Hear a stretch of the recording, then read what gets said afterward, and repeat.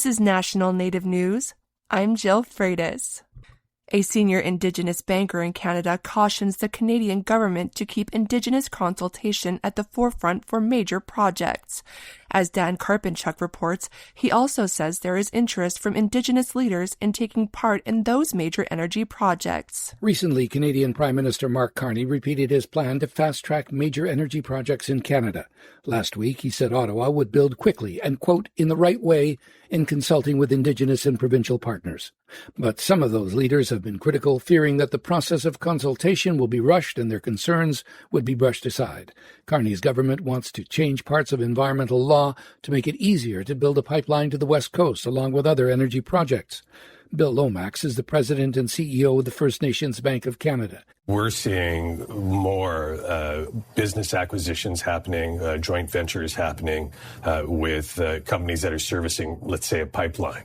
That kind of thing is just really taken off. We've seen our business grow. We're really a reflection of our clients, and their success leads to our success. Lomax says the bank's commercial business was growing by 10% a year, but in the past year it's been 26%. He says that shows how much Indigenous businesses are becoming involved, but he warns that the opportunity for their approval is there if the consultation is done right. You need to engage with the nation early on and let them know what you're thinking about, have them participate, and have them be part of the plan. Lomax says even though some Indigenous communities will be against some projects, he believes that there are many more that would be ready to move and move quickly. The First Nations Bank of Canada is an Indigenous-owned national bank. Its mission is to serve Indigenous people, nations, and businesses. For National Native News, I'm Dan Karpinchuk.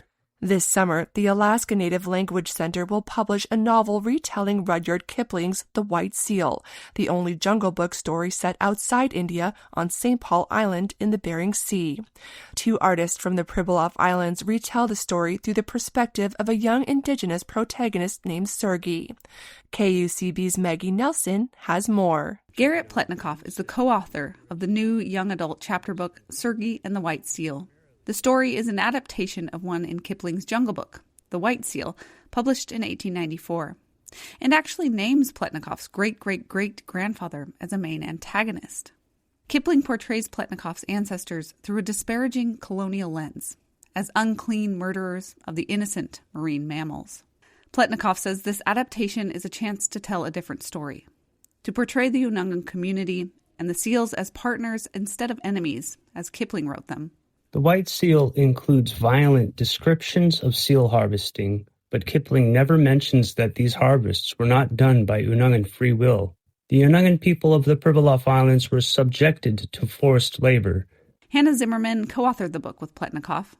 She says they were inspired by Unungan lore and mythology and decided to name their main character after a spiritual leader from the Aleutian chain, Sergei Saborov. It's a story of Sergei, who discovers that he's a shaman. And he has this, magical ability to talk to animals. And he discovers his purpose as a conduit between the animal world and the human world. Zimmerman says they used Sergei's role as a shaman to talk about elements, like how colonization wiped out certain Indigenous practices. When we read the book to 4th and 5th graders in the fall, I'll never forget how at the end of the book, one of the 5th grade students came up to me. He was like, I didn't know Aleuts could be superheroes. Sergei and the White Seal is now available through the University Press of Colorado's website. Reporting for KUCB, I'm Maggie Nelson. And I'm Jill Freitas.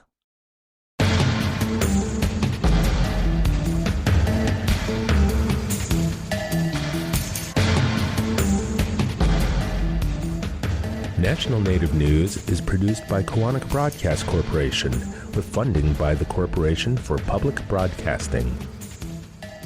Skugtash. For more than 40 years, Ramona Farms has revived ancient traditional foods, tepary beans, pinoli, polentas, and more, all from store.ramonafarms.com. Ramona Farms supports this show. Hear that? Tribal college faculty do so much, one can't say it all here. Nothing but respect. Visit mostthoroughdjobdescription.com. The American Indian College Fund supports this program.